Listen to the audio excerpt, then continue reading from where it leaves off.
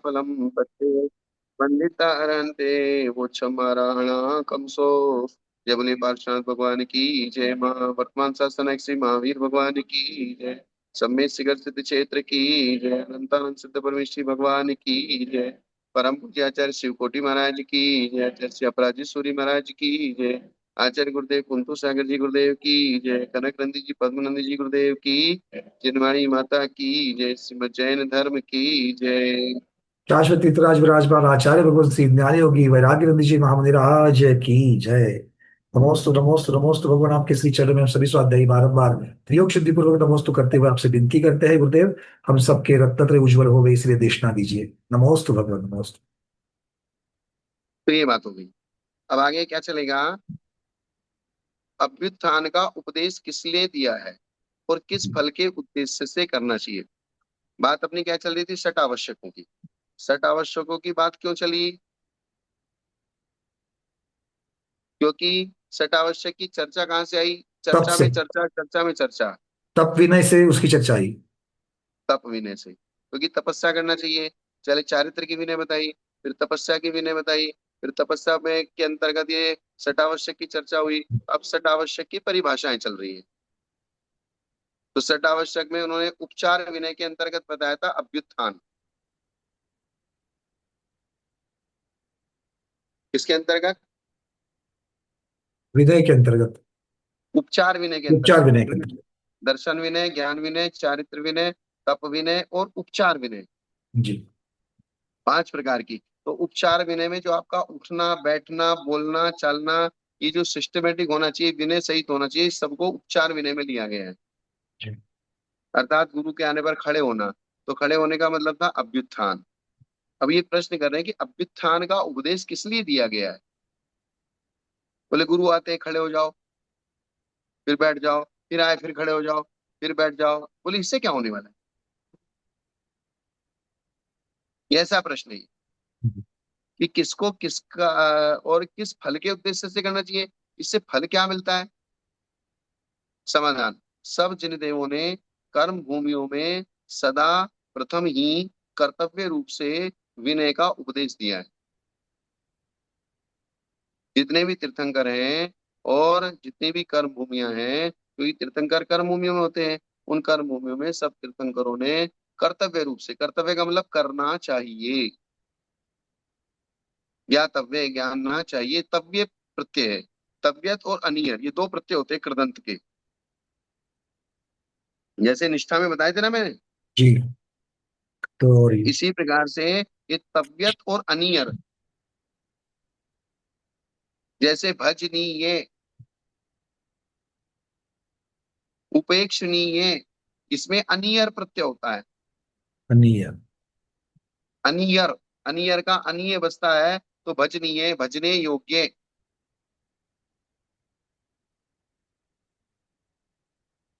कथनीय कथन करने योग्य। और ऐसे ही तव्य प्रत्यय, कर्तव्य, ज्ञातव्य, करना चाहिए या करने योग्य है या करना चाहिए। तो ऐसे अनियर, इनका दोनों का अर्थ लमसम मिलता जुलता सा है। जी। हिंदी में जब अपन करते हैं कर्तव्य का मतलब करना चाहिए, और करनीय का मतलब करने योग्य है। जी। एक आवश्यकता के साथ हो गया और दूसरा एक प्रेरणा हाँ दी जा रही है कि ये करना चाहिए। हाँ, आपको ऐसा करना चाहिए, आप ऐसा करने योग्य हैं। तो तव्य और अनियर ये 2 निर्णय प्रत्यय हुए। पहले हमने बताया था भूतकाल के अर्थ में तय प्रत्यय, निष्ठा संज्ञा प्रत्यय, हम्म। हो गया ना। हाँ, देखा इसको। तो सब तीर्थंकरों ने, जिन देवों ने कर्तव्य रूप से विनय का उपदेश दिया है, अर्थात आपको विनय करना चाहिए, विनय करने योग्य हैं आप। तो विनय से क्या होता है, बोले विनय से मान कषाय का नाश होता है। विनय से क्या होता है, गुरुजनों में बहुमान होता है, तीर्थंकरों की आज्ञा का पालन होता है। बोले खड़े होने बैठने में कुछ नहीं है, लेकिन भगवान क्या क्या इसलिए खड़े हो जाओ। अगर आपको कहीं भी ऐसा लगता है कि खड़े होने में क्या है, बोले कुछ नहीं है, लेकिन भगवान आज्ञा है ना।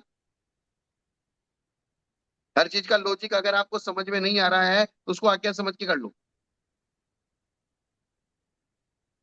अगर आपको उसका कुछ भी लॉजिक समझ में नहीं आ रहा है तो बोले किसकी आज्ञा है? तीर्थंकर केवली भगवान के आगे। तो जब आप छोटे बच्चे होते हो, अपने पिताजी की हर बात को लॉजिक समझ के ही करते हो क्या? नहीं, बहुत बार तो कुलाचार जहां पर कहा जाता है कि हमारे कुल में ये सारी परंपरा है, तो वहां पर तो कुलाचार मतलब आज्ञा से ही हो गया। नहीं, जैसे पिताजी आपको हर चीज का लॉजिक समझाए तभी करोगे क्या? नहीं, कभी पिताजी की आज्ञा मान करके भी करनी पड़ती है। क्योंकि लॉजिक समझने की अभी आपकी उम्र ही नहीं है। हाँ। अब मान लीजिए 5 साल का बच्चा है, 8 साल का बच्चा है, तो लॉजिक समझने की उम्र ही नहीं है उसकी। अब लॉजिक तो जब वो बड़ा हो जाएगा, जब उसको अनुभव होगा, तब समझ में आएगा लॉजिक। जी। क्या? तब मैं किसी को बोला क्या तुम कर रहे हो? दरवाजे पे जो रखे ना तीन। हाँ, स्टोर के अंदर। तो बिल्कुल सफेद सफेद सफेद गत्ता लगा हुआ है। अभी तीन तो थे तो, बिल्कुल दरवाजे पे ही। तो ये हो गया, हुआ ना समझ में? हम्म। भाई तीर्थंकरों की आज्ञा का पालन होता है। भाई जहां पर हर चीज में लॉजिक है, बड़ा व्यक्ति कुछ भी कहता है बिना लॉजिक के नहीं कहता है। लेकिन लॉजिक हमें समझ में नहीं आ रहा है, क्योंकि हमारी या तो समझने की उम्र नहीं है, या हमारे पास इतना समझने का टाइम नहीं है। तो लॉजिक तो बाद में समझ लेंगे। अभी तो आनंद फाना में पिताजी ने कहते जाओ वहां जाओ, जाके ये चीज उठा लाओ। अब वहां पहले आधा घंटा बैठ के लॉजिक समझे, क्यों लाऊं, क्यों जाऊं, क्यों उठाऊं, क्या करूं? तब तक तो काम ही नहीं पड़ जाएगा। हम्म। क्या? एक कर्तव्य रूप जो कहा शब्द है वो बहुत मतलब महत्वपूर्ण और बहुत गंभीर है यहाँ पर। हाँ, कर्तव्य है ये, मतलब ये ऑप्शनल नहीं है किसी के लिए, आपको करना ही है। मतलब जैसे मैंने आपको कह दिया भाई, आप जो जो तुरंत यहाँ से बीसमंती जाओ, बीसमंती जाके उसे इस प्रकार से जाके तुरंत मेरे पास वापस आओ। अब वो काम इतना क्विकली था कि आपको तुरंत जाना था, तुरंत जाके वो समझ में आना था। क्यों? क्या? तुरंत करके आना था। आपको तुरंत करके आना था। अब आप मेरे से जिद करके ये बैठो कि नहीं, मुझे मेरे लॉजिक बताओ वहां क्यों जाना है। अब मुझे उसको लॉजिक को समझाने में आपको 15 मिनट लगेंगे, तो 15 मिनट में तो काम ही बिगड़ जाएगा। जी। तो हर कार्य को सिर्फ सिर्फ लॉजिक समझ के नहीं किया जाता। बड़े बड़ों को हमने समझ लिया, इसका मतलब वो जो हमें आज्ञा देंगे वो परफेक्ट देंगे। गुरुदेव, ये आपके आप के जो वाक्य बहुत महत्वपूर्ण है, बहुत बार जीवन में भी इस प्रकार से होता है। विवेक विवेक विवेक इनके पीछे, या लॉजिक लॉजिक लॉजिक के पीछे जाते जाते हाँ, उम्र चली जाती है, किंतु उस चीज को ग्रहण नहीं करते। जबकि इस अपनी जो बुद्धि है, वो अब की बुद्धि जो है वो उसको ग्रहण करने वाली नहीं है, इसको जल्दी से समझ करके आज्ञा से लेना चाहिए। ये चीज। तो जहां बड़े लोग अगर कुछ कह रहे हैं तो उस बड़े लोगों के कहने में अगर लॉजिक समझने का टाइम नहीं है, ठीक है, जब टाइम मिलेगा लॉजिक भी समझा देंगे। या हमको भी पता है कि आप आपको अभी ये चीज समझ में नहीं आएगी, क्योंकि आपकी या तो उम्र नहीं है, या आपको अनुभव नहीं है, या और आपको 4-6 चीजें पता नहीं है। इसलिए आपको इस समय हम लॉजिक नहीं समझा सकते। और लॉजिक बताएंगे तो भी वो एक्सेप्ट होगा कि नहीं होगा, ये अपनी बुद्धि के ऊपर है। हाँ, तो उसको अब आप आपकी इतनी या तो अनुभव नहीं है, या बुद्धि नहीं है, या उम्र नहीं है, लॉजिक समझाएंगे भी तो समझ में नहीं आएगा, लेकिन काम तो बिगड़ जाएगा ना। जी। जिंदगी हमारी इतनी बड़ी नहीं है कि जो सारे अनुभव हम खुद करके ही उसको काम करें। उसको समझे, बहुत बढ़िया। जो जो लोगों ने अनुभव कर लिए हैं उनको डायरेक्ट ले लो। हम संसार करके खुद ही देखें भाई इसमें सार है कि नहीं है, तभी हम उसको संसार को छोड़ें। ये बहुत बड़ी बात है गुरुदेव। अभी आज थोड़ा सा मैं अगली पीढ़ी पर भी लगाना चाहूंगा, तो अगली पीढ़ी भी आज यही बोलती है कि हमें हमारी गलतियां करने दो, हमें हमसे सीखने दो। और जब माता पिता का यही रहता अगर कि भाई यही चीजें करके हम सीखे, तो आपको तो रेडीमेड इसको मिलना है, तो आप क्यों गलती करना चाहते हो? बट हर कोई वही कहता है, नहीं मैं, हमारी गलती वो तो हमारी तो होगी ना। बट ये मतलब ये मूर्खता होती है, बिल्कुल मूर्खता होती है। जो रेडीमेड मिल रहा है उसको रेडीमेड ले लो, जो नहीं मिला है उसको नया सीख लो। जा।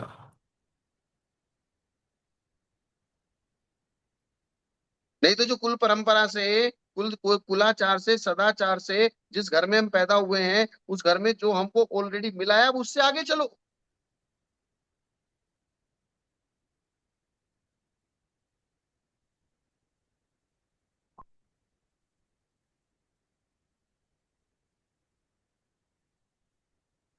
जैसे कोई कुम्हार है, अब कुम्हार का बेटा कुम्हार होगा, तो उस कुम्हार को अपने कार्य को, कुम्हार के बेटे को कुम्हारपना सीखने के लिए कोई अलग से पुरुषार्थ थोड़ी करना पड़ रहा है।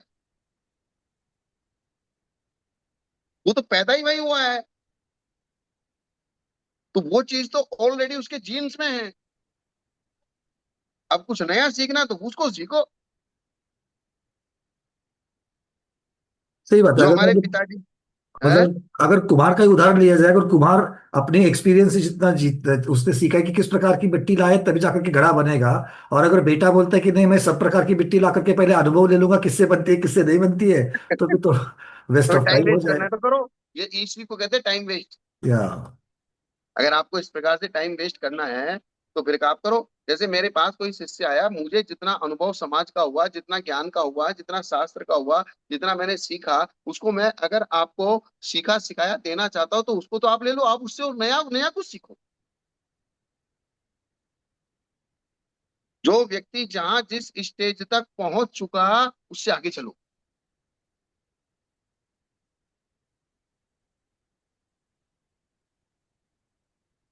और इसी प्रकार से उन्होंने कहा तीर्थंकर भगवान की अगर आज्ञा का पालन कर लोगे, तो उन्होंने जो श्रुत ज्ञान में कहा है, तो वो इस श्रुत ज्ञान को ही पढ़ लो, तुम्हारा काम बन जाएगा। हर चीज का अनुभव नहीं कर सकते। अगर हर एक चीज का अगर अनुभव करना है तो फिर दिव्य ध्वनि का महत्व ही दे रह जाएगा। तो इतनी उम्र भी तो नहीं है आपको हर चीज का अनुभव करके आपको आपको सीखने की। बिल्कुल। इसलिए बोले पहले आदमी को ये सिखाया जाता है, बोले खड़े होने में बैठने में कुछ नहीं है, लेकिन हम आपको ये आदत डालना चाहते हैं कि हमने कहा है ना खड़े हो जाओ, बस खड़े हो जाओ, हमने कहा ना बैठ जाओ तो बस बैठ जाओ, हमने कहा बात धूप में खड़े हो जाओ और धूप में खड़े हो जाओ। पहले हम आपकी ये आदत डालना चाहते हैं कि आपको हमने जो कहा वो करने के लिए आप तैयार हो, आपका मन तैयार हो रहा है कि नहीं हो रहा है। इस खड़े होने में बैठने में कुछ नहीं है। लेकिन हमारी इच्छा ये है कि आप पहले आज्ञा में हो या नहीं हो। समर्पण आपके अंदर समर्पण है या नहीं है। नहीं है, या जो आपको बताया जा रहा है वो आप काम करने के लिए तैयार। अभी तो हम खड़े खड़े खड़े कर रहे हैं और बैठा रहे हैं, लेकिन जब हमको काम की बात बताने लगेंगे तो उसमें भी हमको यही चाहिए कि आप तुरंत उसको एक्सेप्ट करो। इसलिए पहले छोटी छोटी चीजों से आपकी परीक्षा करेंगे। हम्म। छोटी छोटी चीजों की क्या क्या करेंगे। बिल्कुल इसी प्रकार से परीक्षा करके फिर गुरु की गुरुता जब सिद्ध होती है, मतलब गुरु की गुरुता दिखती है तभी तो समर्पण भाव आएगा। जैसे पुष्पदंत भूत बलि दर्शन आचार्य के पास गए, तो दर्शन आचार्य ने जाते सार बोले हम तो पढ़ने आए, तुमने हमें हमें मंत्र पकड़ा दिया। बोले इसको सिद्ध करो 3 दिन का उपवास करके। बोले ये कौन सा कार्य है, ये क्या है, पढ़ने आए कि मंत्र सिद्ध करने आए।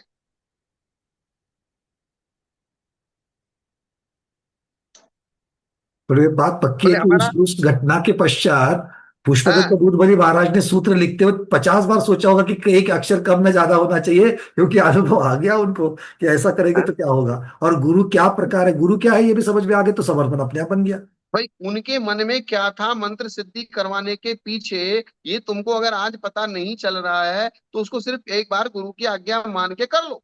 अगर मैं यहाँ वही उसी जिद्द बहस पे वहां अड़ जाते हैं उनके सामने कि बोले गुरुजी हम वहां इतनी दूर से चल के आए हैं, यहाँ शास्त्र सिद्धांत पढ़ने के लिए आए हैं, ये मंत्र तंत्र सिद्ध करने की इनमें हमारी कोई रुचि नहीं है क्या। जी बिल्कुल ठीक। तो अब इसका असर गुरु जी के ऊपर क्या पड़ता। अब गुरु जी शिष्य को जो देना चाहते हैं वो थोड़ी देंगे, क्योंकि समर्पण भाव देख करके तो गुरु जी सारी चीजें देंगे, नहीं तो कैसे तो देंगे। तो उनको पता चल गया इनके अंदर तो समर्पण भाव ही नहीं है। जो अभी से मेरे साथ तर्क वितर्क कर रहा है, ये बाद में क्या करेगा।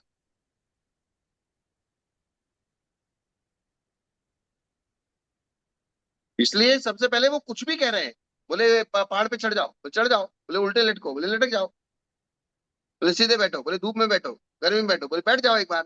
तो वो यही देखना चाहता है कि तुम्हारे अंदर समर्पण कितना है।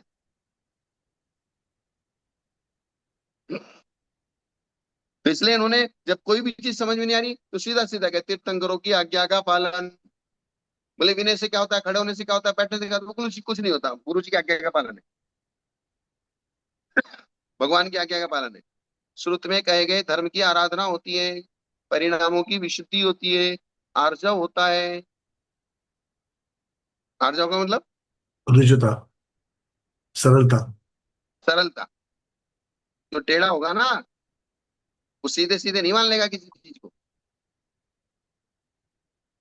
और संतोष रूप फल की अपेक्षा करके विनय की जाती है। अर्थात लोभ का भी अभाव होता है, मायाचारी का भी अभाव होता है, मान कषाय का भी अभाव होता है, और क्रोध कषाय का भी अभाव होता है। नहीं तो गुस्सा आ जाएगा उसको, अरे यार, मैं आया काहे के लिए, कह रहा है मुझे, बार बार मुझे इसी काम में लगा दिया, ऐसे कर दिया वैसे कर दिया, वो पहले ही चिड़चिड़ करेगा।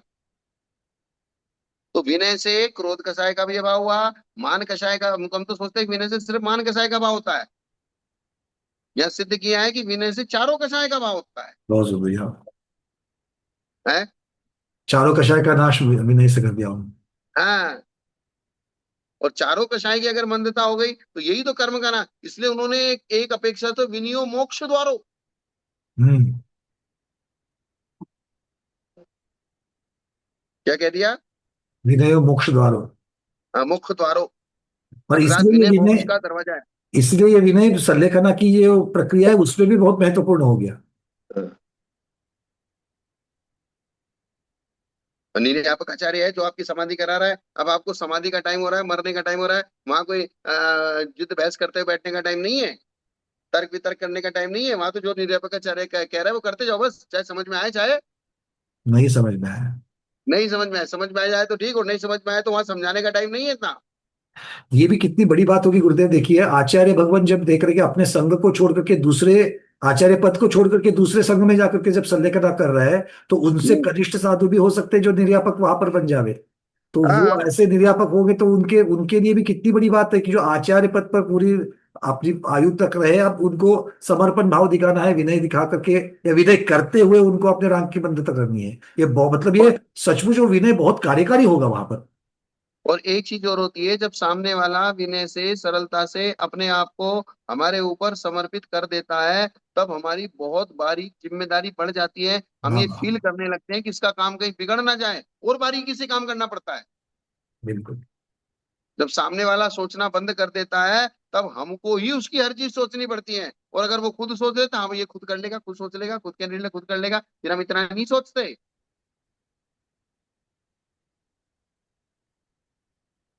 उसके अंदर सामर्थ्य होते हुए भी उसने अपने आप को दूसरे के ऊपर डाल दिया, बोले नहीं मुझे नहीं सोचना है, मेरे मेरे मेरे दिमाग के ताले लगा के मैं बंद करके रख गया यार, अब तो आप करो जो करना है। तब सामने वाले की बुद्धि सही चलती है।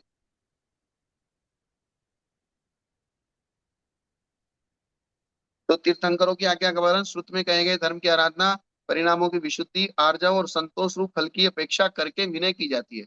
उन्होंने पूछा था ना, बोले विनय किस फल के उद्देश्य से की जाती है? अर्थात विनय से संतोष पैदा होता है, विनय से सरलता आती है, मायाचारी नाश होता है, विनय से परिणामों की विशुद्धि होती है, और विनय बार बार करने से, क्योंकि विनय एक तपस्या है, बार बार आना जाना उठना बैठना, बार बार उनके सारे काम करना, तो आपके अंदर जो बार बार चिड़चिड़पना मचता है ना, जरा सा भी कोई कार्य को दो बार तीन बार कर लिया, चौथी बार कर लोगे तो चिढ़ मच जाती है। जैसे बच्चा छोटा रहता है 3 साल का, अपने दादा बाप के कंधे पे बैठा है, बाप के कंधे, बोले पापा जी ये क्या है, बोले बेटा कौवा, बोले बेटा ये पिताजी ये क्या है, बोले बेटा कौवा। उसने 50 बार पूछ लिया तो भी पिताजी 50 बार जवाब देंगे, बोले बेटा कौवा। और जब वो बेटा बड़ा होता है, बाप बूढ़ा होता है, और बाप बूढ़े बाप ने पूछ लिया, बोले बेटा ये क्या है, बोले कौवा। फिर दूसरी बार पूछा, बोले बेटा ये क्या है, बोले कौवा। तीसरी बार बोले दिखाई नहीं देता क्या कौवा बिल्कुल सही गुरुदेव, बिल्कुल सही। है? यही देखने में आता है।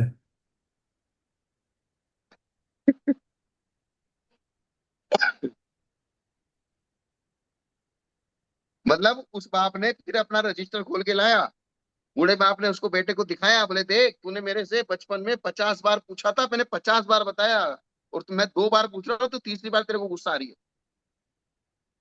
इसका मतलब तेरे अंदर विनय नहीं है।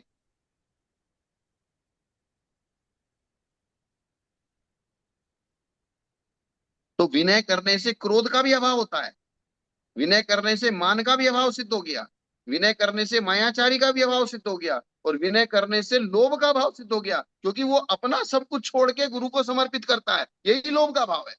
हम्म, क्या? जिसके बिल्कुल बिल्कुल अंदर विनय सही। होगी उसको गुरु कह देंगे तेरा ये सामान सारा इसको दे दे, वो 1 सेकंड में दे देगा क्योंकि विनय है। ये क्या है?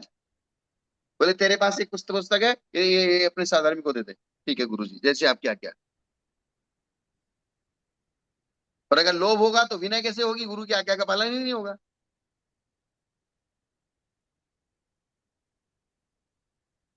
क्या है, किसी भी चीज को चिंतन करते जाओ करते जाओ करते जाओ तो बहुत गहराई में चले जाओ।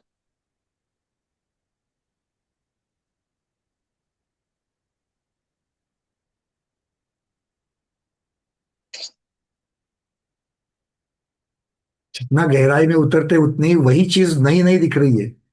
हाँ। और इसीलिए उसको अश्रुत पूर्व, अभी हम लोगों के दिमाग में तो ऐसा शब्द बढ़ गया, हर रोज तीन तीन बार निकलता है, वो अश्रुत पूर्वक है ये बिल्कुल ही समझ में आता है। यही चीज है। नया मिलना चाहिए ना, नया ढूंढना चाहिए उसमें। जी।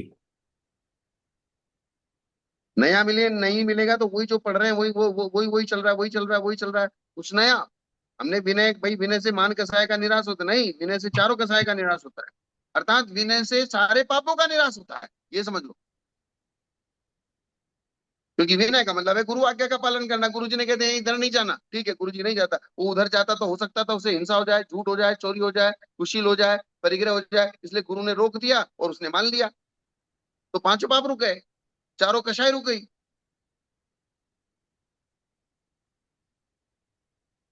इसलिए विनय मोक्ष का द्वार है।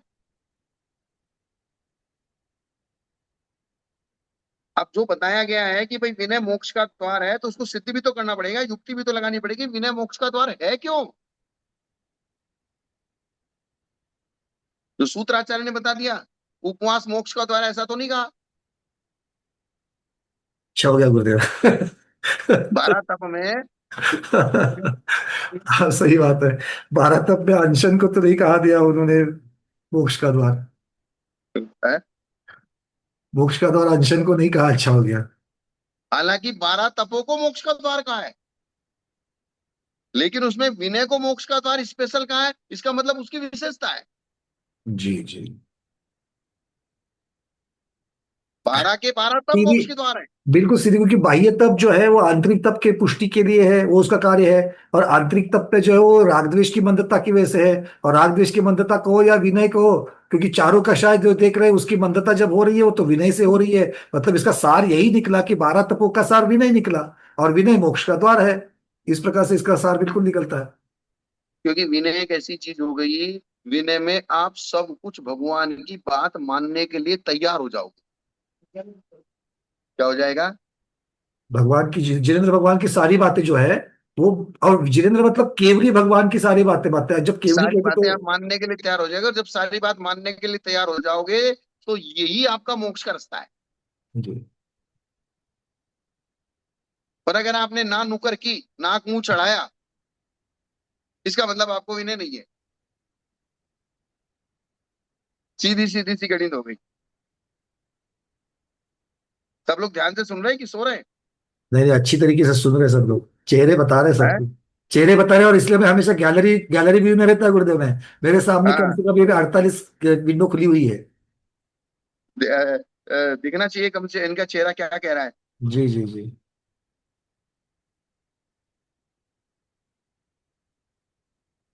अब कुछ 4-5 लोगों के वीडियो अब जो बनते हैं वो भी खुल गए। वो भी हाँ दिखाना नहीं, चाहते वीडियो कि वो सोए वीडियो कम नहीं से है। कम खोल के रखना चाहिए, जिससे हमको मालूम पड़ेगी आप क्या, आपका चेहरे का एक्सप्रेशन क्या है।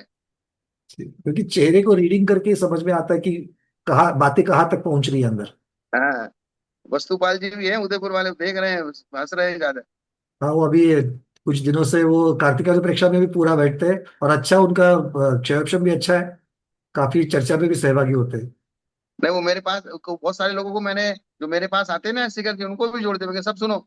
हाँ फिर नहीं उनको नहीं। मैंने कह रहे 2 बजे से उनकी सुनो, 3:30 बजे से मेरी सुनो, झेलो हमको दोनों को। नहीं नहीं, झेलने की बात तो हमारे लिए है गुरुदेव, आपके लिए थोड़ी है। आपको तो ग्रहण करना है, झेलना हमें है।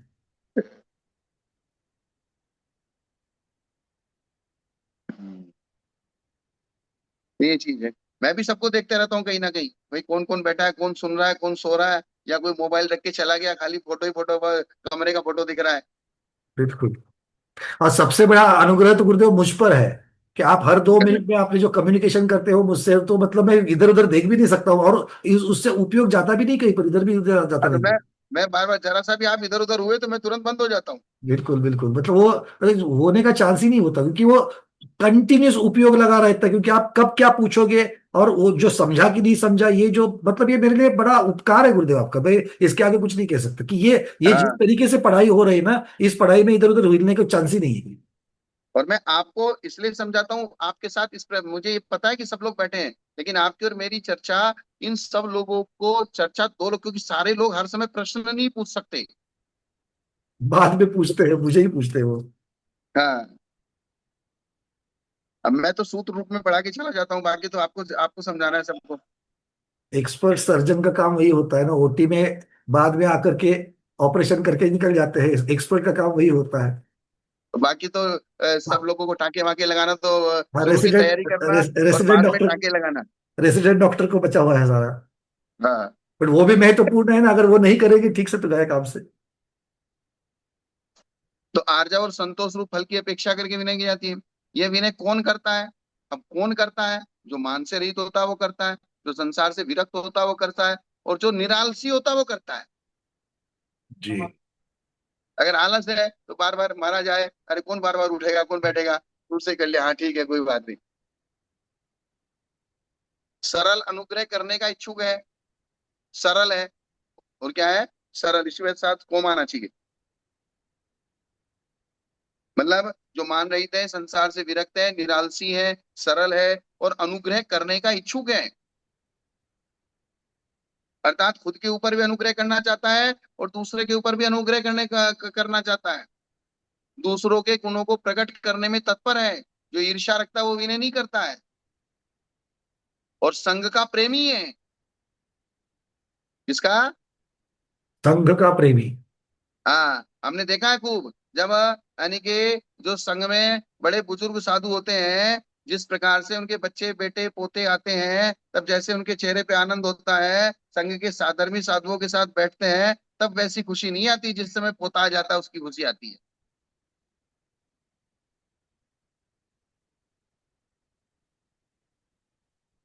अभी आप तो क्या कहोगे, इसलिए हम कह रहे हैं। नहीं, ये इसका अर्थ ये मैंने ये निकाला कि इसका मतलब ये है कि जब इस प्रकार की चीजें होती है, मतलब मन में अभी भी थोड़ा बहुत परिग्रह ममत्व भाव परिवार के प्रति है, तो ये बातें होती है, किंतु जब एक संघ दूसरे संघ को देख करके जिस प्रकार से मिलन करते हैं, तो वहां पर तो हम खुशियां खुशियां ही देखते हैं गुरुदेव। हाँ, नहीं वो ठीक है, हम तो हम संघ में बैठे हैं, हम तो एक अलग अलग चीज बता रहे हैं। आपका अनुभव तो बिल्कुल अलग, वो सूक्ष्म अनुभव आप बता रहे हैं। वो एक अलग चीज। हम यही कहते हैं कि संघ के प्रेमी का मतलब हमारा यही घर है, यही गुरु है, ये साधर्मी ही हमारा परिवार है। जिस प्रकार से हम अपने परिवार में रहते थे, उसी प्रकार से हमको संघ में अपना परिवार समझ के रहना है। सही बात। तब जाके संघ के कार्यों में आदर भाव आएगा। नहीं तो संघ के कार्यों में आदर भाव नहीं आएगा। आपके घर में जब आप रहते थे तो कोई भी जरा सा भी नुकसान हो जाए तो आप सहन नहीं करते थे। और संघ में किसी का भी कुछ, चाहे भाई का नुकसान हो जाए, चाहे बेटे का नुकसान हो जाए, चाहे बहू का नुकसान हो जाए, हर चीज के लिए आप अलर्ट रहते थे। तो यहाँ भी संघ में आपको अलर्ट रहना है, संघ का प्रेमी बनना है, कि हमारे संघ का नुकसान ना हो जाए कहीं भी किसी भी तरीके से। बिल्कुल ठीक। एक कहावत है, जो देखे सो पूरे। जो देखे से पूरे। हाँ, मतलब दीपक जल रहा है, दीपक में घी खत्म हो रहा है, अब घी डालने की जिम्मेदारी किसकी है? जो देखेगा उसकी, जिसको हाँ, समझ में आ गया इसमें कम है तो वो जाकर के कि डाले। ये दीपक में घी खत्म हो रहा है, तेल खत्म हो रहा है, बुझने वाला है, तब तक वो दूसरे को कहने जाएगा, तब तक तो बुझ जाएगा वो। इसी प्रकार से संघ में होता है कि कोई अगर डैमेज हो रहा है, कोई अगर कुछ भी चीज कमी बत्ती हो रही है, तो जिसकी नजर में आ गई तुरंत उसको ठीक करे। ये वृत्ति परिवार में भी रखेगी तो परिवार बिछड़ने से बिल्कुल रह जाएंगे, बहुत अच्छी बात है ये। तो जिस प्रकार से ये वृत्ति परिवार में रहती है, उसी प्रकार से ये वृत्ति संघ में आने के बाद होनी चाहिए, क्योंकि एक गृहस्थी आदमी, बड़ा बुजुर्ग आदमी पूरे परिवार को चला के आया है, तो संघ को भी उसी दृष्टि से देखे, तो संघ में कभी डिफेक्ट नहीं आएगा। बहुत सही बात। ये चीज, हमारे विपुल भाई शाह भी रहते हैं इसमें, अहमदाबाद के भी नए नए बैठते हैं क्लास में। विपुल जी, अच्छा। हाँ, हाँ यहाँ पर है। हाँ, ये इनको तो देख रहा हूँ मैं, अभी हाथ जोड़ रहे वहां से, तो वो देख देख हाँ, रहा हूँ वही मैं। वही वही और वही शायद वही। वो नाम रिनेम नहीं करते हैं, वो नाम नहीं है मोबाइल का ही नाम उनका सैमसंग लगा है। हुआ है वहां पर। हाँ हाँ। ये हमारे सिद्धाचलम के एक तरह से ट्रस्टी से भी बढ़कर है। पूरे संघ के साधुओं की व्यवस्था पूरी, किसी भी चीज की 24 घंटे 12 महीने कभी भी कहें, चाहे वस्तुपाल जी हैं चाहे विपुल भाई जी शाह है, और ये इस प्रकार के कुछ लोग जुड़े हुए हैं। हमारे पास कोई ज्यादा भीड़ भाड़ नहीं है, एक कोई लोग हैं। और ये सबके अनुमोदना है, क्योंकि ये अनुमोदना इसीलिए है कि वो श्रवण के लिए सहकारी हो रहा है, हाँ। इसीलिए अनुमोदना है इन सबकी। मैंने उनको बोला कि तुम अपने ऑफिस में बैठे रहते हो, ऑफिस में बैठे रहते, कम से कम क्लास चला के ही बैठ सुन लो, 4 शब्द तो कान में पड़ेंगे। वो हमारे तो क्लास में तो दुकान में बैठ करके क्लास करने वाले तो कितने, इतना ही नहीं, जो हाँ। पिकनिक मनाने जाता है पेड़ के नीचे बैठ करके 3 4 लोग सुनते हैं, कोई गाड़ी हाँ। में है, कोई बस में है, कोई ट्रेन में है, कोई कार में, वहां पर बैठ करके भी सुनने वाले हर रोज रहते हैं। मैं एक ही चीज कहता हूं कि जो श्रावक लोग साधुओं की तन मन धन और समय देकर निरंतर सेवा करते हैं, अगर उन साधुओं से उनको 4 शब्द ज्ञान के भी ना मिले तो बेकार हो जाएगा। हम जो साधु की संगति में रह रहे हैं, उनकी शरीर से सेवा कर रहे हैं, मन से सेवा कर रहे हैं, और अपना कीमती समय दे के सेवा कर रहे हैं, और अपना मेहनत से कमाया हुआ धन दे के सेवा कर रहे हैं, और फिर भी हमको 4 तत्व ज्ञान की बातें उनसे ना मिली और इधर उधर की बातें करके वो आए और चले गए, तो मतलब कुछ नहीं निकलेगा। आत्म कल्याण नहीं होगा, बिल्कुल सही। और यही श्रावक की विवक्षा रहती है कि वो हमारे लिए सेवा करता है, और हम लोगों का कर्तव्य होता है कि कम से कम उसके कान में 4 तत्व की बातें पड़ जाएं। ये बात। तो असंयमी और संयमा संयमी तथा पार्श्वस्थ आदि 5 प्रकार के जो चारित्र से भ्रष्ट मुनि हैं, उनके सम्मान में नहीं उठना चाहिए। अब अर्थात, मुझे इसका अर्थ करिए, नहीं तो ये बहुत डेंजरस हो जाएगा। हाँ, तो ये देख लीजिए क्या होगा इसका। वर्तमान काल की इसकी चर्चा बहुत हो चुकी। वर्तमान काल में साधु संतों की अपेक्षा देखिए, आज वर्तमान काल में जितने भी साधु हैं, जब एक चतुर्थ काल होता था, चतुर्थ काल में रिद्धिधारी मुनिराज हैं, मने परे ज्ञानी है, अवधि ज्ञानी है, और कोई बिल्कुल ही मंदिरों में रहने वाले साधारण मुनिराज हैं, तो वे रिद्धिधारी मुनिराज जब आते हैं, उनके सामने आचार्य भी अगर हों, तो आचार्य भी उठ के उनको सम्मान करते हैं। पद्म पुराण जी में एक कथन आता है कि एक आचार्य मंदिर में बैठे हुए थे, और 2 रिद्धिधारी मुनिराज आए, तो आचार्य उनके सम्मान में खड़े हो गए, और खड़े होकर उनके नमोस्तु किया, तो संघ के जो छोटे साधु थे वो आचार्य की तरफ ट्रिंगल करने लगे, बोले देखो ये कैसा आचार्य है, कोई भी मुनि आता है किसी को भी नमस्कार करने लगता है।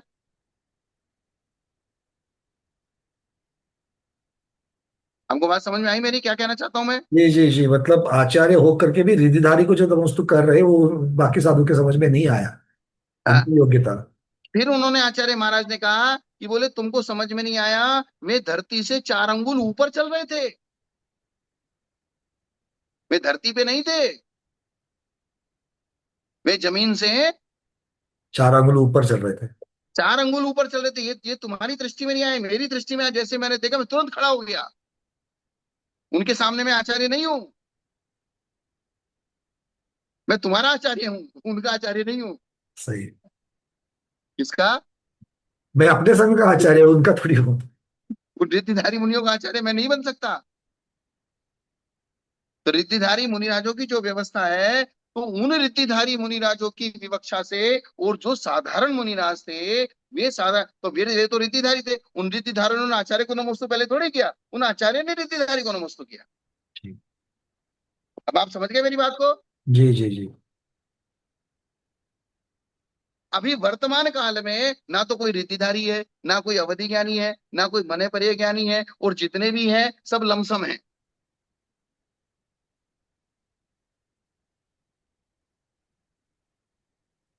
तो इसलिए सब आपस में एक दूसरे का विनय करें। आज ये कल्पना ना करें कि ये शीतलाचार्य है, मैं इसको नमस्कार नहीं करूंगा, ये मैं बड़ा हुआ हूँ, ये छोटा है। ये वर्तमान की कल्पना, आज वर्तमान में जितने भी 1000 1500 साधु है, उनमें से कोई भी ना तो पहाड़ पे चढ़ा, मैंने बताया था ना, न तो कोई पहाड़ पे चढ़ा हुआ है, न जमीन पे पड़ा हुआ है, सब मीडियम साइज के हैं। जी ये बात भी बहुत चर्चा हो चुकी।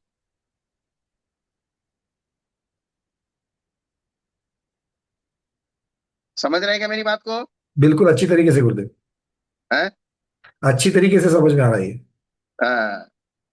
क्योंकि एक जो जो विवक्षा लगा करके किसी को पहाड़ के ऊपर का जो आपने शब्द लगा दिया, वो किसी विवक्षा से लगा करके लोग कह देते हैं, तो पंचम इसका अर्थ काल है, ये। द्रव्य द्रव्य क्षेत्र काल सबके लिए बराबर है। कोई हाँ। कोई किसी मूल गुण को व्यवस्थित पाल रहा है, तो कोई किसी को पाल रहा है, तो जो जिसको पाल रहा है उसने उसको सामने रख के सामने वाले को नीचा नहीं दिखा सकते आप। हो सकता है वो किसी दूसरे गुण में परफेक्ट है, आप किसी दूसरे गुण में परफेक्ट है, लेकिन सर्वगुण संपन्न कोई नहीं है। वो तो जितेंद्र भगवान ही है सर। क्या? सर्वगुण संपन्न तो आज तो पंचम काल में तो कोई है ही नहीं है। सर्वगुण संपन्न नहीं है, और कथनचित हो भी सकता है, हम ये नहीं कहते सर्वथा अभाव है। कथनचित कोई इक्का दुक्का हो भी सकता है, तो वो चीज अलग है, लेकिन सामान्य रूप से जो हमको दिखाई दे रहा है उसमें सब आपस में एक दूसरे को ये ना समझे कि ये भ्रष्ट है, मैं सही हूँ, मैं सही हूँ, ये भ्रष्ट है, तो ये सब कल्पनाएं मत करिए। ज्यादा ज्यादा आपको कुछ लगता है, ऐसा लगता है, तो आप अपने साधारण रूप से अपने उसको साइड में हो जाइए, बस इतना ही। उत्कृष्ट जगन्य भेद नहीं है, मध्यम भेद में ही सारे आएंगे, अभेद रूप से हाँ। मध्यम भेद ही होगा। अब भेद सूक्ष्म भेद करोगे तो आप बहुत सारे भेद हो जाएंगे। और जो सर्वगुण संपन्न होता है वो किसी का अपमान करता भी नहीं है। हम्म। सही बात है। वही उसकी पहचान है। वही उसकी पहचान है। इसलिए सब मध्यम है, मीडियम है। इसलिए यहाँ जो इसलिए सब लोग इन इन लाइनों को पढ़ के, जो भ्रष्ट मुनि है उनका सम्मान नहीं करेंगे, उनको आर नहीं कराएंगे, उनकी चर्या नहीं कराएंगे, उनको अपने गांव में नहीं बुलाएंगे। ये इस प्रकार की चर्चाएं करते रह बैठते ना, साधु लोगों से ज्यादा श्रावक लोग इस प्रकार की चर्चाएं करने लगते हैं। क्या करने लगते हैं?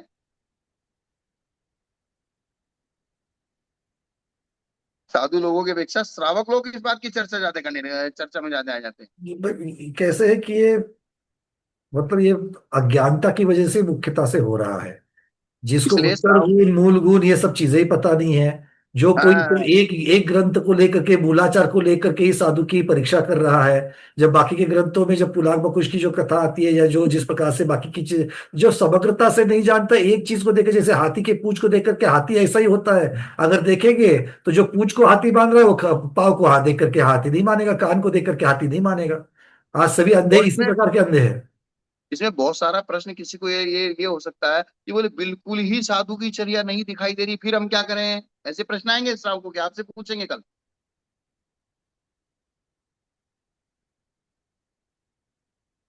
बोले हमको बिल्कुल भी समझ में नहीं आ रहा, सामने ही दिख रहा है कि बोले साधुचर्या में नहीं है, तो उसके लिए मैंने धीरे से कह दिया ना। अगर आपको ऐसा लगता है तो आप धीरे से साइड हो जाइए, लेकिन आपको निंदा करने का, दुनिया में गाने का, ऐसा वैसा करने का कोई अधिकार नहीं है। आप सिर्फ साइड हो जाइए, ठीक है? आपको नहीं रुचता है, आप मत जाइए, बस इतना सही।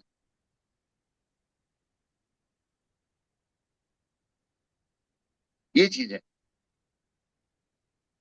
क्योंकि हम बहुत बहुत हर चीज को समझ के पूछ के बहुत भुगत भोगी चारों तरफ देख रहे हैं, समझ रहे हैं, कर रहे हैं, कोई फायदा नहीं। ठीक है, आपको अगर अपनी साधना करनी है, आप अपनी साधना करिए ना, कोई दिक्कत नहीं। जो रत्नत्र और तप में नित्य तत्पर रहते हैं उनके प्रति उठना चाहिए। जो रत्नत्रय और तप में निरंतर तत्पर रहते हैं उनके प्रति उठना चाहिए। गुरुदेव, जो बस एक सूक्ष्म जिज्ञासा है यहाँ पर, इस प्रकार से अर्थ ले लो क्या, संयमा संयमी असंयमी के बारे में, जो सकल संयमी है वो संयमा संयमी के बारे में, मतलब सकल संयमी को संयमा संयमी के सामने उसके सम्मान में उठने की जरूरत नहीं है। जो हाँ, संयमा तभी संयमी और जो सकल संयमी है उनको अवृत्ति के सम्मान में उठने की जरूरत नहीं है। इस प्रकार से अर्थ कर सकते हैं। या फिर रिधिधारी मुनिराज है, वो सामान्य मुनिराज के सामने उठने की सम्मान जरूरत में, नहीं। हाँ, जो रिद्धिधारी है, अवधि ज्ञानी है, मने परे ज्ञानी है, उनको सामान्य मुनि राजों के सम्मान में उठने की आवश्यकता नहीं है। मतलब एक यहाँ तो तुलनात्मक लेना चाहिए। यहाँ एक प्रकार से असंयमी, संयम असंयमी और पार्श्वस्थ आदि 5 प्रकार के मुनियों को बराबर कर दिया। हाँ, मतलब ये थोड़ा। या क्या कर दिया? क्योंकि पार्श्वस्थ मुनि भी असंयमी की बराबर ही है, या संयम असंयमी के बराबर है। ये तीनों की कैटेगरी एक कर दी। अब देखो लाइन क्या लिखी है, असंयमी, संयम असंयमी और पार्श्वस्थ आदि 5 प्रकार के मुनि, इनके सम्मान में नहीं उठना चाहिए। जैसे असंयमी के सम्मान में साधु नहीं उठता, ऐसे संयम जैसे व्रति के सम्मान में, वो अणुव्रति के सम्मान में, उसी प्रकार से ये 5 प्रकार के मुनि। अगर ये उल्टा अगर लगा देंगे कि भैया ठीक है, आप अविरत हैं? सम्यक दृष्टि को, हैं? अगर अविरत सम्यक दृष्टि को ये सारी चीजें दे दी जाए कि आप संयमा संयमी की भी परीक्षा करो और आप सकल संयमी की भी परीक्षा करो, तो ये कैसे चलेगा? जो स्वयं बिल्कुल भी देशवृत्ति भी नहीं है, वो देशवृत्ति की और सकल संयमी की कैसे परीक्षा करेगा? हमारी हमारी माता जी पूछ रही है हमसे कि बोले एक ही संघ में एक अवधि ज्ञानी और एक साधारण मुनि है। हम्म। तो वो सब व्यवस्था वैसी चलेगी ना, वैसी ही चलेगी माता जी। अगर कोई संघ में रहते हुए भी रिद्धिधारी मुनिराज है, या अवधि ज्ञानी मने प्रज्ञानी मुनिराज है, रिद्धियां स्वयं में भले ही कोई दीक्षा में बड़ा हुआ, जैसे आचार्य थे, आचार्य पद बड़ा होता है, मुनि पद छोटा होता है, फिर भी आचार्य ने उनको नमस्कार किया। तो एक ही संघ में अगर व्यवहार चलाना, पहली बात तो ऐसे साधु जो विशेष रूप से गुणों में वृद्ध हो जाते हैं, वे फिर संघ में नहीं रहते। वे रिद्धिधारी मुनिराज कभी संघ में रहते नहीं, वो दो ही रहते हैं। किंतु गुरुदेव अगर तीर्थंकर भगवान की भी समूह शरण देखें तो 7 प्रकार के मुनि, तो वहां पर भी एक केवल ज्ञानी भी मुनि है उनके इसमें। तो केवल ज्ञानी मुनि लेकिन है तो वो व्यवस्था अलग लेकिन अलग लेकिन बनती है। लेकिन लेकिन उनके आधार, माता जी का कहना है कि आचार्य तो सामान्य है और मुनि रिद्धिधारी हो गए। हाँ, तो वो उस संघ में क्यों रहेंगे? जैसे विष्णु कुमार महामुनि थे, जिनके वे शिष्य थे, उनके आचार्य को तो रिद्धि प्राप्त नहीं, उनके शिष्य को रिद्धि प्राप्त हो गई। ये हो सकता है, बिल्कुल हो सकता है ये। लेकिन फिर भी वे आचार्य थे, तो वे कोई पांच पार्श्वस्थाती नहीं थे, भले ही उनको रिद्धि प्राप्त नहीं हुई थी। और सब करने के बाद भी प्रायश्चित लेने अपने गुरु के पास ही गए। जी। इसके पास गए, अपने गुरु के पास ही जाएंगे प्रायश्चित के लिए। अपने गुरु के पास ही गए। इसका मतलब उनके गुरु भी पहुंचे हुए ही थे, अपने रत्नत्रय में परफेक्ट थे, भले ही उनको अवधि ज्ञान मने प्रज्ञान नहीं हुआ था या रिद्धि नहीं हुई थी। और यहाँ जो आचार्य मंदिर में रिद्धिधारी मुनिराज को देखते ही सार खड़े हो गए, तो खुद अपने अंदर फील कर रहे होंगे। हम्म। इसका मतलब क्या है? जब स्वयं आचार्य भगवान ही जब वंदना कर रहे हैं तो बाकियों की, तो बाकी लोगों ने, बाकी संघ के मुनि ने तो हाँ। करनी चाहिए।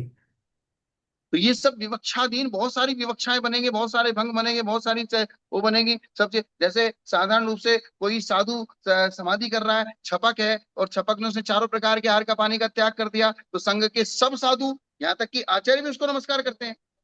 जी। यहाँ तो गुणों की पूजा है। गुण किसके कब बढ़ गए? खाली दीक्षा ज्यादा हो जाने मात्र से गुण थोड़ी बढ़ जाते हैं, गुण तो विशुद्धि से बढ़ते हैं। इसका बहुत बड़ा उदाहरण हमने अपनी आंखों से देखा है। जो इतने सालों की प्राचीन दीक्षित हमारी पूज्य बड़ी ज्ञानमती माता जी है, उनके सामने बड़ा हुआ, उन्हीं के प्रेरणा से प्रतिभा धारण कर ली, उन्हीं के संग में संगस्थ हमारे नवनीत भैया थे, नवनीत भैया गंगवाल। और जिस दिन उनके अनेकांत सागर महाराज जी के कर कमलों से सफेद शिखर जी में दीक्षा हो गई, तो वो दीक्षा बन करके हम्म। मुनिराज बन गए, तो माता जी ने उठ करके पीछे उठा करके नमस्ते कर दिया उनको। हाँ। मतलब इस प्रकार से जो ये तो व्यवस्था है, उस व्यवस्था के अनुसार ही चलना है। तो जो ये व्यवस्था भाई, आरिका 100 साल की भी दीक्षित हो तो भी मुनि से छोटी होती है। जी। तो यही मुनि का ज्येष्ठपना है। क्या है मुनि का? ये ज्येष्ठपना है। ज्येष्ठपना है कि आरिका 100 साल की भी दीक्षित हो, तो मुनि आज का भी दीक्षित हो तो भी वो उसकी विशुद्धि में बड़ा होता है आरिका की अपेक्षा। जी। तो इसी प्रकार से मुनियों में भी अगर कोई विशुद्धि 8 साल का बच्चा केवल ज्ञान को प्राप्त कर लेगा, तो कई 100 साल का दीक्षित आचार्य महाआचार्य का रिद्धिधारी मुनिराज होंगे, वो भी उनको नमस्कार ही करेंगे ना। गुरुदेव अगर मान लीजिए कि जैसे यही पर उदाहरण ले लेते हैं, जैसे ज्ञानवती माता जी के सिद्धांत चिंतामणि टीका हो, या अष्टसहस्त्री जैसे इतने बड़े बड़े कार्य माता जी ने किए, उनके ज्ञान की तुलना तो शारदा से, सरस्वती से की जाती है। तो बाकी आचार्य हो, मुनि महाराज हो, जो भी हो, वो उस जब ज्ञान की विनय करते तो उसी विनय से पूज्य माता जी से बात करेंगे। तो वो ज्ञान की विनय है। बिल्कुल। तो वही तो है, मतलब वहां पर वो जैसे आपने कहा, ये गुण की चर्चा है, ये व्यक्ति की चर्चा नहीं है, पद की चर्चा नहीं है। तो अब जिस समय ज्ञान की विनय करनी होगी, ज्ञान की विवक्षा होगी, उसी प्रकार से कोई चाहे पंडित भी हो, कोई विषय, जब पंडित रतन चंद जी मुख्तियार साहब संघ में जाते थे पढ़ाने के लिए, आचार्य कल्प सूत सागर जी महाराज के संग में, अजित सागर जी महाराज के संग में, जब वे धर्म सागर जी महाराज के संग में पढ़ाने के लिए जाते थे, सारे साधु अपने टाइम टू टाइम अलर्ट रहते थे हाँ, बस ये कि उनका पंडित जी विनय आने हो वाले गया। हैं, क्लास शुरू ये होने वाली है। ये उनका विनय हो गया। तो ये पंडित जी की विनय नहीं थी उनके साधुओं के ज्ञान की, द्वारा, उनके ज्ञान की। पंडित जी के श्रुत ज्ञान की विनय थी कि टाइम खराब नहीं होना चाहिए एक मिनट भी।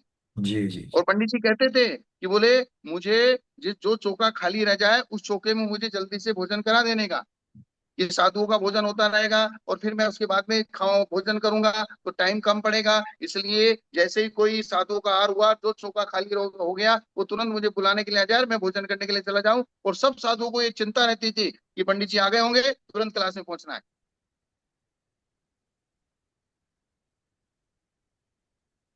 अब वहां ये विवक्षा नहीं थी कि बोले वो पंडित जी हैं, वो व्रती हैं और हम महाव्रती हैं। बिल्कुल। तो सार यही रहा कि ये यहाँ जो वाक्य लिखा गया है इसको सिर्फ शब्दार्थ नहीं, इसका भावार्थ लेना चाहिए, अर्थ की अपेक्षा से इसको समझना है। क्योंकि मूलाचार्य जी ने भी लिखा है, एक मुनि को, मुनि के ये योग्य, मुनि को मुनि की विनय करनी है तो उसका सिस्टम, आरिका की विनय करनी है और संयमी की भी विनय करनी है, संयमी की भी विनय करनी है, तो सब लोगों की विनय यथा योग्य करनी है, अविनय तो किसी की करनी ही नहीं है। और यही उदाहरण आचार्य माघनंदी मुनिराज का था, जब वे कुम्हार के यहाँ थे और घड़े बना रहे थे, और जब संघ में चर्चा चली कि बोले इस शंका का समाधान क्या है, तो उनको सबसे चर्चा ये चली कि भाई इसका उत्तर तो सिर्फ माघनंदी ही दे सकते हैं, तो सारा का सारा संघ कुमार क्या पहुंच गया,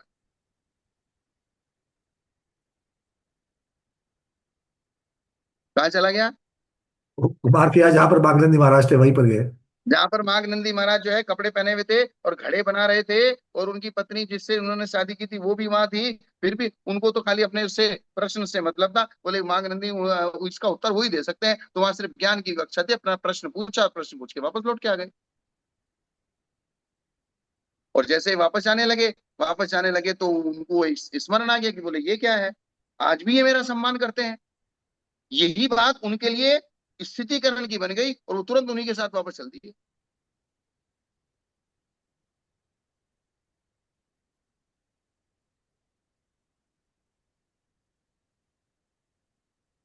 ये बहुत सारी चीजें होती है।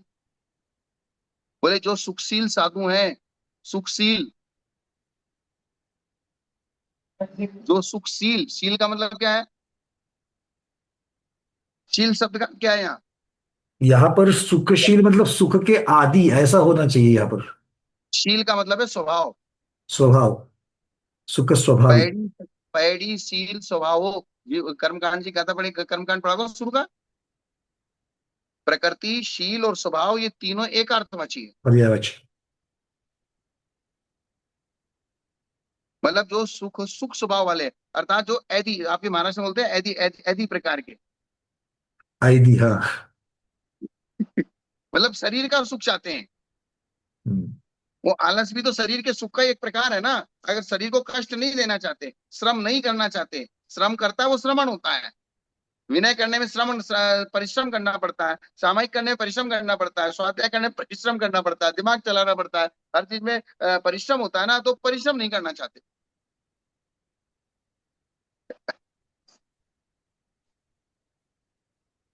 उनके सम्मान में उठना कर्मबंध का कारण है, क्योंकि वे प्रमाद को बढ़ाने में कारण होता है। अर्थात जिसमें जो गुण नहीं है, अगर हमारे अंदर रत्नत्रय के कारण से वो रत्नत्रयधारी है, तो अगर हम उनसे कम तर गुण वाले के साथ रहेंगे तो हमारा गुण भी कम हो जाएगा।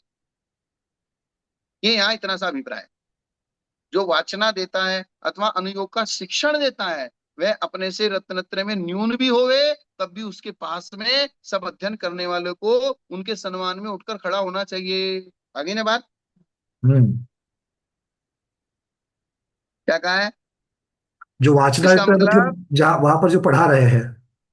जो पढ़ाता है, सिद्धांत का अध्ययन देता है, और जो तत्व ज्ञान देता है, क्योंकि तत्व ज्ञान जिसने दिया उससे सम्यक दर्शन की उत्पत्ति होगी, तो वो ज्यादा महत्वपूर्ण है। अगर किसी का चारित्र कहीं थोड़ा बहुत कम बत्ती भी है तो फिर उसको मत देखो। क्या, बिल्कुल, वहां पर चारित्र का थोड़ा सा न्यून है तो भी उनके ज्ञान की विनय वहां पर होगी। वहां वहां फिर भी उनके सम्मान में खड़ा होना चाहिए। अर्थात उन्होंने ज्ञान का इतना महत्व बता दिया, तत्व ज्ञान का, कि बोले शिथिलाचरण भी हमको स्वीकार है, लेकिन ज्ञान चाहिए। ये अर्थ यही निकलता है।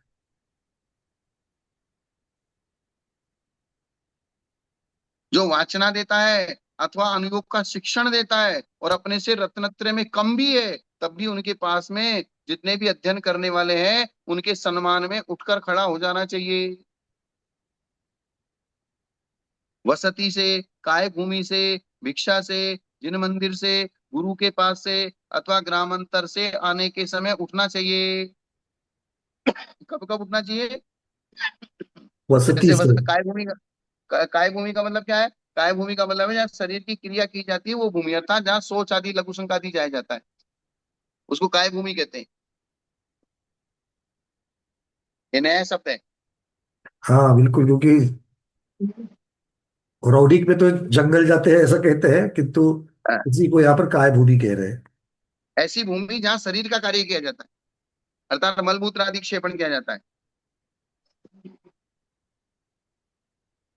अर्थात वसतिका से आते हैं जब, जो जंगल से जाके आते हैं या आहार से आते हैं या मंदिर जाके आते हैं, तो गुरु के पास से अथवा ग्रामांतर से आते हैं तो उस समय उठना चाहिए। जब जब गुरुजन निकलते हैं अथवा निकल कर प्रवेश करते हैं, तब तब खड़ा होना चाहिए। जितनी बार भी आए जाए आए जाए, उठते रहो बैठते रहो, उठते रहो बैठते रहो। इस प्रकार आगम से अन्य भी जानना चाहिए। ये तो हमने शॉर्ट बता दिया, और भी आगम से जान लेने का। आया ना समझ में? जी। बस आज इतना ही रहने दें। हाँ गुरुदेव, चलिए आज यहाँ तक रखते हैं। तो आज के स्वाध्याय को गुरु के श्री चरण में बारंबार नमोस्तु वंदामि इच्छा करते हुए यही पर समापन करते हैं। जैनम जयतु शासनम, जैनम जयतु शासनम, जैनम जयतु शासनम। गुरुदेव एक प्रश्न ले लेंगे। बोलिए बोलिए। प्रमोद जी, लखनऊ। आपका एक प्रश्न, सिर्फ आपने काफी देर से हाथ ऊपर किया था, बोलिए। मैं ये कह रहा था कि वहां जो लाइन जो पढ़ रहे थे ना, असंयमी और संयमी, तो ये जो है संयमी की अपेक्षा अगर पढ़ेंगे तो वो सारा फिर तो हो जाए, मतलब उसमें भी जो है ये लग सकता है कि संयमी साधु जो है इनकी सम्मान में नहीं उठेगा, मतलब ये मान के ये भी कर सकते हैं बिल्कुल तो। बिल्कुल बिल्कुल। मतलब साधु संयमी साधु उनके सम्मान में ना उठे, असंयमी ना। के सम्मान में, संयम हाँ संयमी के सम्मान में, जी। और भ्रष्ट साधु के सम्मान में। हाँ बस ये मतलब इसको इस तरह से भी मतलब समझ सकते हैं। हाँ, मतलब उन्होंने कैटेगरी बता दी, इनके सम्मान में आपको नहीं उठना है। ठीक है। मतलब उनको कहीं ना कहीं ये फील करा देना कि भाई हाँ आप जो है इस प्रकार से हैं। जी जी जी, बिल्कुल। और ये साधु साधु की चर्या है, श्रावकों की चर्या नहीं है। हाँ वही मेरा मतलब। बिल्कुल सही। श्रावकों को तो सबके सम्मान में उठना है। सबके सम्मान में उठना है, मैं सही कह रहे हो हाँ। बिल्कुल। चलिए, गुरुदेव बस अगली क्लास जो है वो 7 तारीख को होगी अब। ठीक है, आज क्या तारीख है? आज 2 तारीख है, 3, 4, 5, 6। अच्छा, 3, 4, 5, 6 आप वहां रहेंगे? हाँ, अयोध्या में रहूंगा। अयोध्या में रहेंगे तो वहां दोपहर में अगर आपकी क्लास टाइम मिले तो वहां भी कर लेना। नहीं गुरुदेव, वहां व्यवस्था तो बनती है, किंतु कार्यक्रम पूरे है। विद्वत सम्मेलन का कार्यक्रम तो रात को 8, 8:30 बजे तक है, और माता जी के आरती का दिन के भी कार्यक्रम दिन भर है। चलो ठीक है, कोई बात नहीं। जी। ठीक है। अतः प्राणिक स्वाध्याय निष्ठापन क्रियायाम शुद्ध भक्ति का उत्सर्गम करो में हम। नमो अरहंतानम, नमो सिद्धानम, नमो आयर्यानम, नमो वज्झायानम, नमो लोये सव साहुनम चत्तारि मंगलम अरहंत मंगलम सिद्ध मंगलम साहु मंगलम केवली पन्नतो धम्मो मंगलम। चत्तारि लोग उत्तमा, अरहंत लोग उत्तमा, सिद्ध लोग उत्तमा, साहु लोग उत्तमा, केवली पन्नतो धम्मो लोग उत्तमा। चत्तारि शरणं पव्वज्जामि, अरहंत शरणं पव्वज्जामि, सिद्ध शरणं पव्वज्जामि, साहु शरणं पव्वज्जामि, केवली पन्नतो धम्मो शरणं पव्वज्जामि। जावरन्तानं वैवन्तानं पज्जवासं करेमि, तावकालं पावकं मम दुच्चर्यं वोत्सरामि।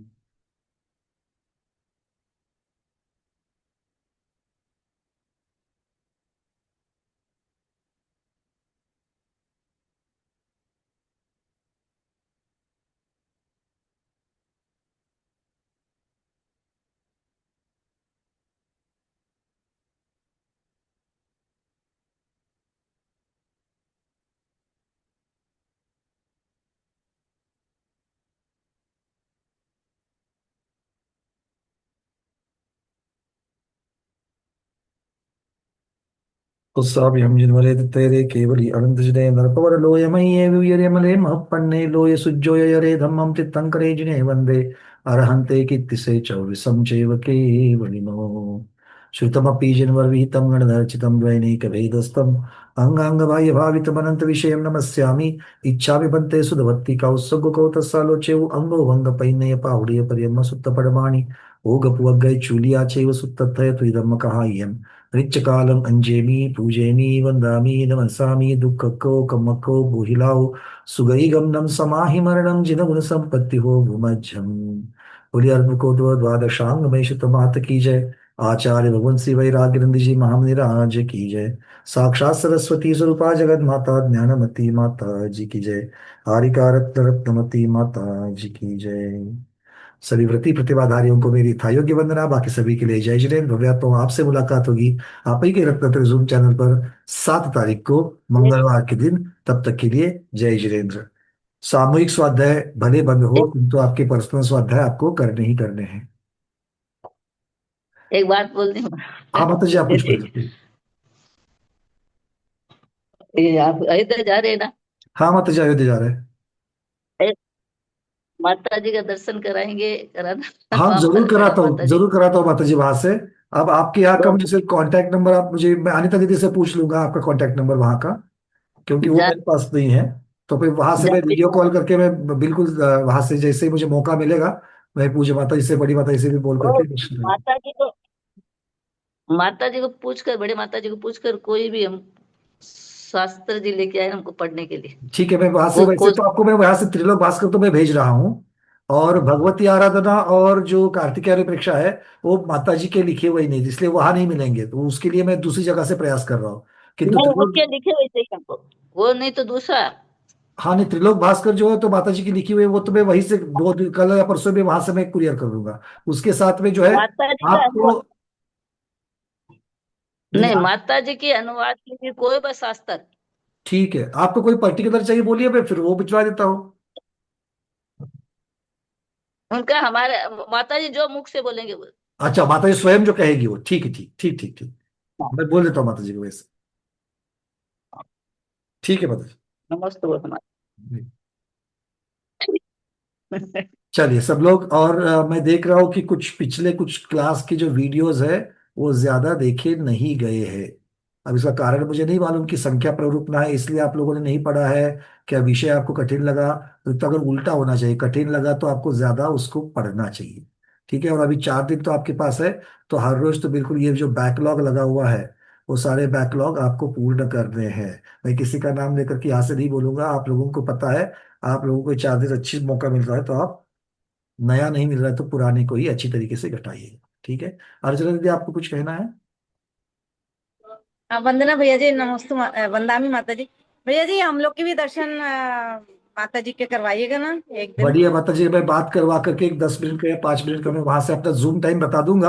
आप लोग सब इसी जी। जूम के ऊपर जुड़ जाना। और फिर माता जी एक 2-5 मिनट का आशीर्वचन दे देगी। वहां पर उनका स्वास्थ्य अनुकूलता और कार्यक्रम की जो हाँ, वहां पर, 4-5 दिन में किसी भी दिन आप, हम लोग हर दिन देख के रखेंगे, किसी ठीक भी है दिन मैं चलेगा। मैं प्रयास जरूर करूंगा इस चीज का। ठीक है। जी भैया जी, बहुत बहुत धन्यवाद।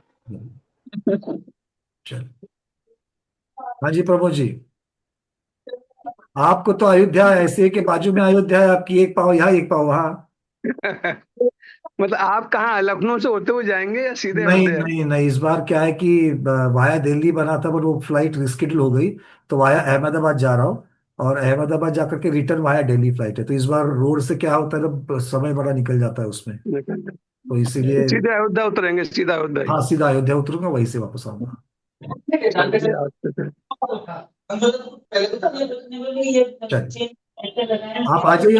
अरे आप लोगों को एक देखना, मैंने वहां पर मैंने उनसे रिक्वेस्ट भी की है हमारे अनुपम भैया से, जो हमारे विद्वत कार्यकारिणी के भी अध्यक्ष है, उनको भी हमने कहा है कि अगर आप लोगों को, मैंने चारों ग्रुप के ऊपर कल एक फाइल भेजी है, उसमें अच्छा, देखना कि षटखंडागम के ऊपर द्विसहस्त्राब्दी महोत्सव षटखंडागम का मन रहा है।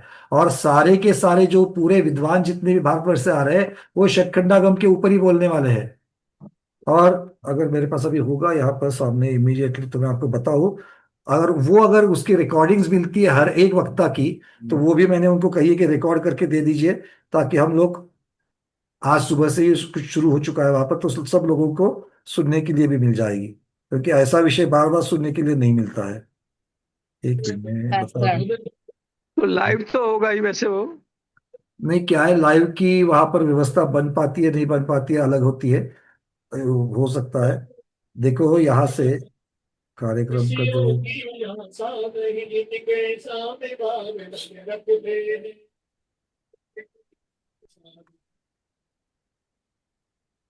उसकी सारांश भी पुस्तिका मैंने दे दी है, कि जहां पर एक पूरा शतखंडागम के ऊपर के अच्छे अच्छे लेख जो है उसमें है। आप लोगों को मिली होगी, मैंने 2 दिन, ठीक है कल ये, कल कल परसों ही मैंने भेजी है उसको। मिली है भैया। हाँ ठीक है। और कार्यक्रम भी उसके बहुत बहुत अच्छे कार्यक्रम है वहां पर। अनुपम जी का कहाँ गया, मैं वही देखा। खैर तो छोड़। डायरेक्ट इसमें नहीं आएगा क्या? नहीं माता जी, अपने इस पेपर तो नहीं होगा, किंतु अगर वो लोग वहां से ऋषभ देव जूम चैनल, जो माता जी का चैनल है, अगर उसके ऊपर भी दे देंगे, या फिर माता जी के यूट्यूब चैनल पर भी अगर डाल देंगे, हमने उनको विनती तो करी है, क्योंकि बहुत अच्छे प्रोफेसर अनिकांत जैन जैसे बड़े बड़े विद्वान वहां पर आ रहे हैं, और वो सारे शतखंडागम के ऊपर ही बोलेंगे, और शतखंडागम के अलग अलग पहलुओं के ऊपर बोलेंगे। तो इसीलिए वो बहुत महत्वपूर्ण है। चलिए, मैं जितना ग्रहण कर पाऊंगा, मैं जितना रिकॉर्ड कर पाऊंगा, वो तो मैं ले ही लूंगा वहां पर, किंतु आज से ही सुबह से कार्यक्रम शुरू हो चुके हैं। अच्छा। 2 तारीख चलिए। जी 2 तारीख से चालू।